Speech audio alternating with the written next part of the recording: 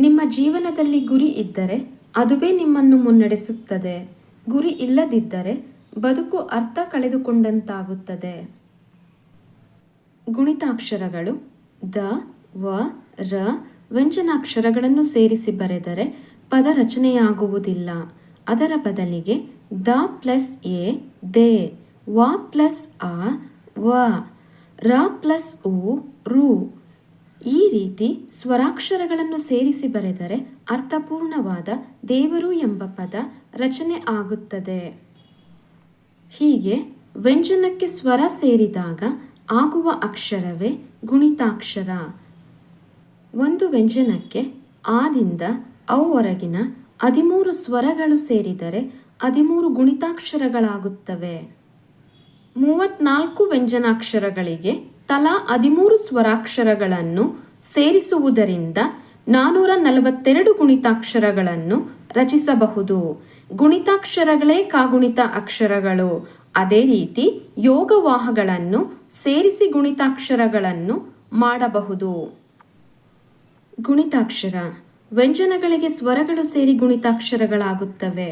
ನಾವು ಮಾತನಾಡುವಾಗ ಹಾಗೂ ಬರೆಯುವಾಗ ಮೂಲ ವ್ಯಂಜನಾಕ್ಷರಗಳೊಡನೆ ಸ್ವರಗಳನ್ನು ಹಾಗೂ ಯೋಗವಾಹಗಳನ್ನು ಜೋಡಿಸಿಕೊಂಡು ಪದಗಳಲ್ಲಿ ಉಚ್ಚರಿಸುತ್ತೇವೆ. ಇಂಥ ಅಕ್ಷರಗಳಿಗೆ ಗುಣಿತಾಕ್ಷರಗಳೆಂದು ಹೆಸರು. ಸಹಜ ವ್ಯಂಜನಗಳಿಗೆ ಸ್ವರದ ಚಿಹ್ನೆಗಳನ್ನು ಸೇರಿಸಿದಾಗ ಗುಣಿತಾಕ್ಷರಗಳೆನಿಸಿಕೊಳ್ಳುತ್ತವೆ. ಕ ಎಂಬ ವ್ಯಂಜನಕ್ಕೆ ಆದಿಂದ ಆರಂಭಿಸಿ ಸ್ವರ ಚಿಹ್ನೆಗಳನ್ನು ಸೇರಿಸಿ ಬರೆಯುವ ಪದ್ಧತಿಯನ್ನು ಕಾಗುಣಿತ ಎನ್ನುತ್ತಾರೆ. ಯಾವುದೇ ವ್ಯಂಜನದೊಡನೆ ಯಾವುದೇ ಸ್ವರ ಸೇರಿ ಗುಣಿತಾಕ್ಷರವಾಗಬಹುದು. ಉದಾಹರಣೆಗೆ ರಮ, ರಾಮ, ಗಿಣಿ, ಗೀಳು, ಕುರು, ಕೂರು, ಕೃಪ, ಕೆನೆ, ಕೇವಲ, ಕೈಕೆ, ಕೌರವ ಇವೆಲ್ಲ ಗುಣಿತಾಕ್ಷರಗಳಿಂದ ಕೂಡಿದ ಶಬ್ದಗಳು. ಬರಿಯ ವ್ಯಂಜನಗಳಿಂದಾಗಲಿ ಸ್ವರಗಳಿಂದಾಗಲಿ ಶಬ್ದವಾಗುವುದಿಲ್ಲ.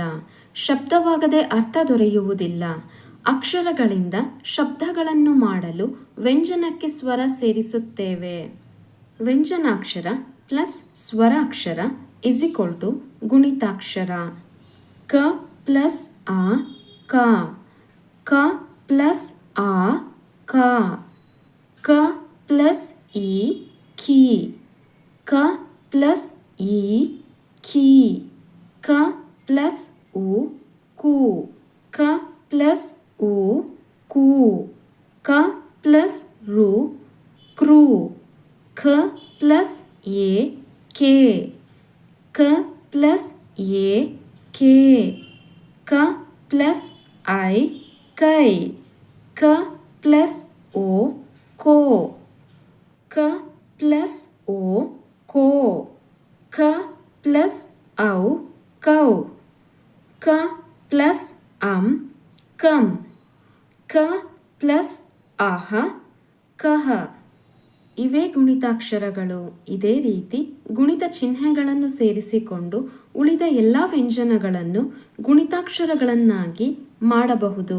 ಉದಾಹರಣೆಗೆ ವ ಪ್ಲಸ್ ಆ ವ, ಗ ಪ್ಲಸ್ ಎ ಗೆ, ರ ಪ್ಲಸ್ ಐ ರೈ ಮುಂತಾದವು.